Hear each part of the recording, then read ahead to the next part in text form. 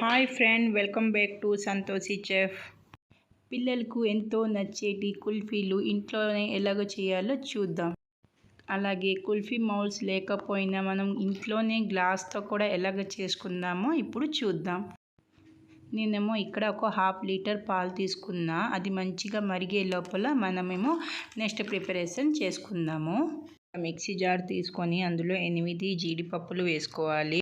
అలానే 8 బాదం పప్పులు, 3 ఇలాచీలు తీసుకొని పౌడర్ చేసుకోవాలి. నేనైతే బరగ్గా చేసుకున్నా. ఐస్ క్రీమ్ తిన్నప్పుడు నోటికి తగులుతుంది అని బాగుంటుంది. బౌల్లోన 2 టేబుల్ స్పూన్ కార్న్ఫ్లోర్ తీసుకోవాలి. కార్న్ఫ్లోర్ ప్లేస్లోన గోధుమ పిండి కానీ మైదా పిండి కానీ తీసుకోవచ్చు. కాచి చల్లార్చిన పాలతోటి ఉండలు లేకుండా మంచిగా కలుపుకొని పక్కన పెట్టుకోవాలి.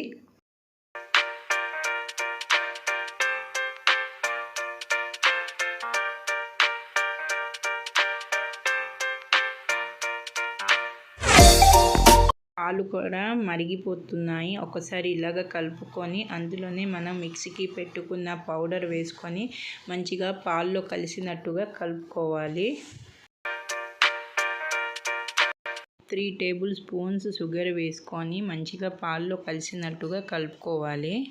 అలానే ముందుగా కలుపుకున్న కార్న్ఫ్లోర్ మిశ్రమాన్ని పాల్లో వేసుకొని కలుపుకుంటే 2 to 3 మినిట్స్ లోపలనే చిక్కపడిపోతుంది. ఇలా చిక్కబడిపోయినాక స్టవ్ని బంద్ చేసుకొని చల్లగా అవనివ్వాలి. ఇలా చల్లగా అయిపోయాక ఒకసారి ఇలా కలుపుకోవాలి.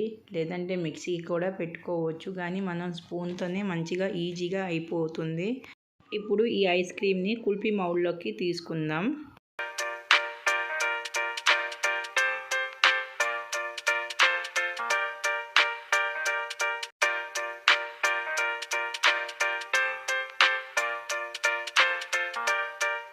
అలానే గ్లాస్లో కూడా ఈ ఐస్ క్రీమ్ని వేసుకోవాలి.